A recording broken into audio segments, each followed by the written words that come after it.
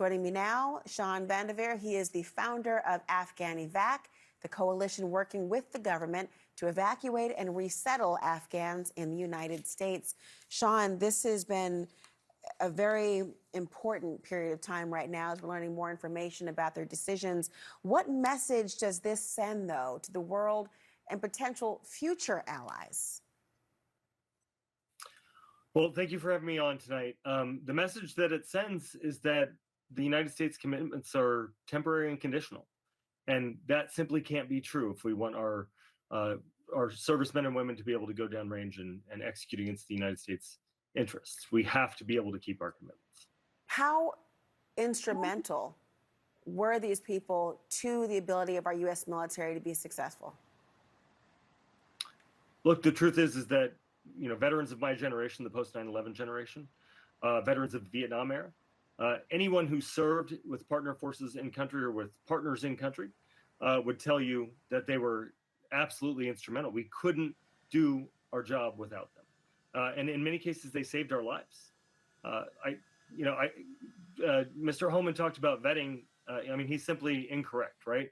The United States Refugee Admissions Program is the gold standard of vetting. And for me and my buddies, the gold standard is, did we throw them a gun and they had our backs? Well, they did. So what happens now to those 2,000 or so Afghans who were previously approved to settle here? Look, that number is just the number of people that we expected to be on flights over the course of 4 months. The actual number is much larger. The actual number is, and actually tonight we're hearing rumors that the State Department may be pausing refugee movements, and we're not really sure if it's globally. Somebody should call them and ask them.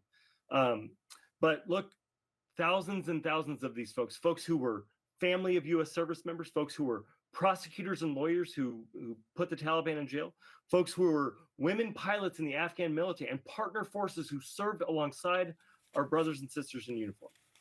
And you know, all these folks who are in the refugee pipeline are people who are, for one reason or another, at risk because of their association with us. And we simply cannot let an association with Americans be the reason that people are being hunted down, and we have to do something about it.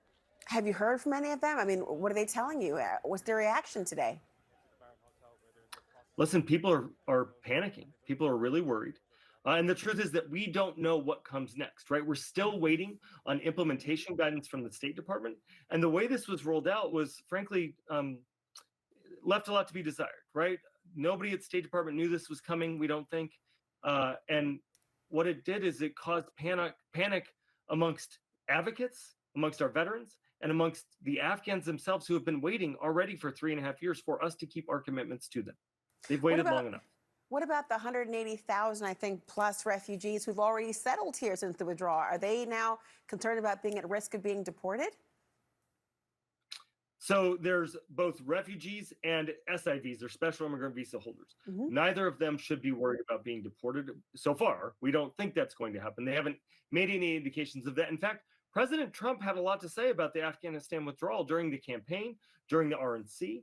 And look, we think that this was a mistake. We hope that they are willing to come to the negotiating table. President Trump loves to make a deal. We're ready to make a deal. Let's make sure that we're able to provide a carve out for Afghans to make sure that we're able to keep our promise. We know that he has friends who served alongside our forces. Friends, he's a friend to Afghans. We know that he can be a friend to Afghans, and we want to see him do that. For people who want to help and need more information to better understand this, where can they go? Check out our social media. We're at AfghanEvac or AfghanEvac.org. We need you to sign our letter. We need you to donate, and we need you to tell your elected officials to take action on this. Shawn VanDiver, thank you so much. Very illuminating on this very important issue. Thank you. Thank you so much for having me tonight.